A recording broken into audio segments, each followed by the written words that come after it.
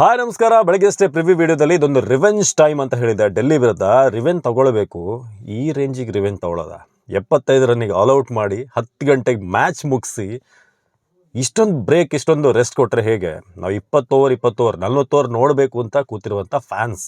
But ಈ ರೇಂಜಿಗೆ revenge ತೊಗೊಳ್ತೀರಂತ ಗೊತ್ತಿರಲಿಲ್ಲ. ಬಟ್ ಓವರಾಲ್ ಇವತ್ತಿನ ಮ್ಯಾಚ್, ನಾನು ಒಂದು ಫ್ಯಾಮಿಲಿ ಇವೆಂಟಲ್ಲಿದ್ದೆ. ನಾವೆಲ್ಲ ಫ್ಯಾಮಿಲಿ ಫ್ರೆಂಡ್ಸ್ ಹುಡುಗರೆಲ್ಲ ಸೇರಿ ಮ್ಯಾಚ್ ನೋಡಬೇಕು ಅಂತ ಪ್ಲ್ಯಾನ್ ಮಾಡ್ಕೊಂಡಿದ್ವಿ. ಆದರೆ 10 ಗಂಟೆಗೆ ಕಂಪ್ಲೀಟ್ ಪ್ಯಾಕಪ್ ಆ ರೀತಿಯಾಗಿ ಆಡಿದ್ರಿ.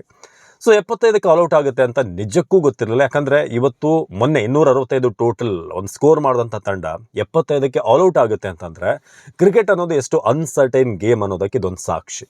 ಅದೇ ಅರುಣ್ ಜೇಟ್ಲಿ ಸ್ಟೇಡಿಯಮಲ್ಲಿ. ಸೊ ಮೊನ್ನೆ ಆಡುವಂಥ ಸರ್ಫೇಸ್, ಆ ಪಿಚ್ಚೇ ಬೇರೆ, ಇವತ್ತು ಚೇಂಜ್ ಮಾಡಿ ಪಕ್ಕದ ಪಿಚ್ಚಲ್ಲಿ ಆಡಿಸಿದ್ದಾರೆ. ಸೊ ಹಾಗಾಗಿ ಅವರ ಪ್ಲ್ಯಾನ್ ಮೇ ಬಿ ಇವ್ರ ಮೇಲೆ ಪಂಜಾಬ್ ಮೇಲೆ ಬೇರೆ ಇತ್ತು, RCB ಮೇಲೆ ಬೇರೆ ಇತ್ತು.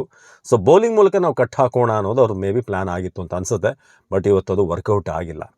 ಬಟ್ ನಮ್ಮ ಇಬ್ಬರು world class bowlers, Josh Hazlewood, Bhuvneshwar Kumar, ಇಬ್ಬರೂ ಕೂಡ ಬೌಲ್ ಮಾಡಿದಂಥ ರೀತಿ, ನಾವು ಯಾಕೆ ಅವ್ರನ್ನ ಪಿಕ್ ಮಾಡಿದ್ದೀವಿ, ಯಾಕೆ ಅವ್ರನ್ನ ವರ್ಲ್ಡ್ ಕ್ಲಾಸ್ ಬೌಲರ್ಸ್ ಅಂತ ಹೇಳ್ತೀವಿ, ಆ ಸ್ವಿಂಗ್ ಇರ್ಬೋದು, ಟೆಸ್ಟ್ ಮ್ಯಾಚ್ ಲೆಂತ್, ಎಲ್ಲೋ ಮ್ಯಾಚ್ ಎಲ್ಲಾಗ್ತಿದೆ ಅನ್ನೋದು ನಮಗೆ ಡೌಟ್ ಆಗ್ತಾಯಿತ್ತು. ಪರ್ತಲ್ಲಿ ಆಗ್ತಿತ್ತಾ ಅಥವಾ ಅಡಿಲೇಡಲ್ಲಿ ಆಗ್ತಿದೆಯಾ ಅನ್ನೋದ್ರ ಯಾಕೆ ಡೌಟ್ ಆಗ್ತಾಯಿತ್ತು. ಆ ರೀತಿಯಾದಂಥ ಒಂದು ಇನ್ನಿಂಗ್ಸ್, ಆ ರೀತಿಯಾದಂಥ ಬೌಲಿಂಗ್ ಇವತ್ತು ನಾವು ಮಾಡಿದ್ದು. ಆಲ್ಮೋಸ್ಟ್ ನೀವು ನೋಡಿದ್ರೆ ಎಲ್ಲ ಕೀಪರ್ಗೆ ಸ್ಲಿಪ್ಸ್ಗೆ ಹೋಗ್ತಾ ಇತ್ತು. ಒಂದು ದೇವದತ್ ಪಡಿಕ್ಕಲ್ ಅವರಿಗೆ ಬೌನ್ಸರ್ ಬಂದು ಕ್ಯಾಚ್ ಹಿಡಿತಾರೆ. ಸೊ ಇಬ್ಬರೂ ಕೂಡ ಕಾಂಪಿಟೇಷನ್ ಮೇಲೆ ಬೌಲಿಂಗ್ ಮಾಡೋದು ಅಂತ ನನಗನ್ನಿಸ್ತು. ಭುವನೇಶ್ವರ್, ಜಾಶ್ ಹೇಸಲ್ವುಡ್ ಆ ಫಸ್ಟ್ 6 ಓವರಲ್ಲಿ ತಿಣ್ಕಾಡ್ತಾ ಇದ್ರು. ಅಭಿಷೇಕ್ ಪೊರಲ್ ಏನಾದರೂ ಬಂದು ಅವ್ರಿಗೊಂದು ಮ್ಯಾಚ್ ಸೇವಿಂಗ್ ಆಟ ಆಡದೆ ಹೋಗಿದ್ರೆ ಅವರು 49 ಇತ್ತಲ್ಲ, ಎಲ್ಲೊಂದು ಕಡೆ ನಿಮಗೂ ಅನಿಸುತ್ತಲ್ವ 49. ಇವತ್ತು ಆ ಟ್ಯಾಗ್ ಏನಿದೆ RCB ಲೋಯೆಸ್ಟ್ ಟೋಟಲ್, ಅದನ್ನು ಇವತ್ತು ನಾವು DC ಒಪ್ಪಿಸ್ಬಿಡ್ತೀವಿ ಅಂತ ಆ ಒಂದು ಆಪರ್ಚುನಿಟಿ ಇತ್ತು. ರಜತ್ ಎಲ್ಲೋ ಒಂದು ಕಡೆ ಒಂದು ಟ್ರಿಕ್ ಮಿಸ್ ಮಾಡಿದ್ರು ಅಂತ ಅನಿಸುತ್ತೆ. ಹೇಸಲ್ವುಡ್, ಭುವನೇಶ್ವರ್ ಒಳ್ಳೆ ಫ್ಲೋಲಿದ್ದಾಗ ಕಂಪ್ಲೀಟಾಗಿ 4-4 ಅದನ್ನು ಖತಮ್ ಮಾಡ್ಬೋದಾಗಿತ್ತು ಏನೋ. ಇದ್ರ ಬಗ್ಗೆ ನೀವು ಕಮೆಂಟ್ ಮಾಡಿ.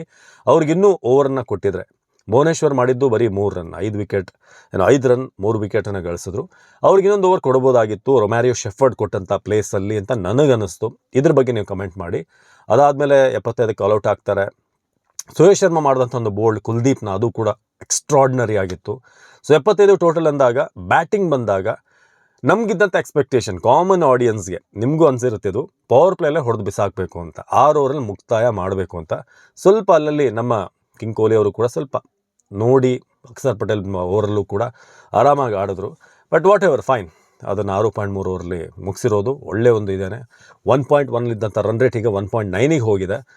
ದೇವದತ್ ಪಡಿಕ್ಕಲ್, ಜೇಕಬ್ ಬೆಥೆಲ್ ಬಗ್ಗೆ ಮಾತಾಡೋದಾದರೆ ಎಲ್ರಿಗೂ ಕೂಡ ಒಂದು ಹೈಪ್, ಸ್ಟಾರ್ ಬಾಯ್ ಬಗ್ಗೆ. ಇವತ್ತು ಆ ಹೈಪ್ಗೆ ಸರಿಯಾಗಿ 2 ಸಿಕ್ಸರ್ಗಳನ್ನು ಕೊಟ್ಟರು. ಹಾಗೆ ದೇವದತ್ ಪಡಿಕ್ಕಲ್ ಸ್ಟ್ರೈಕ್ ರೇಟ್, ಇತ್ತೀಚೆಗೆ ಅವರು ಆಡ್ತಿರುವಂಥ ರೀತಿ, ದೇಸಿ ಕ್ರಿಕೆಟ್ ಇರ್ಬೋದು, ಎನಿ ಫಾರ್ಮ್ಯಾಟ್, ಅದ್ಭುತವಾದಂಥ ಬ್ಯಾಟಿಂಗ್. ಇವತ್ತು ಕೂಡ ಫಿಯರ್ಲೆಸ್, ಆ ಒಂದು ಲೆಗ್ ಎತ್ತಿ ಕಾಲೆತ್ತಿ ಒಂದು ಲೆಗ್ ಸೈಡ್ ಹೊಡಿತಾ ಇದ್ರು, ಸಖತ್ತಾಗಿತ್ತು ಪ್ರತಿಯೊಂದು ಕೂಡ.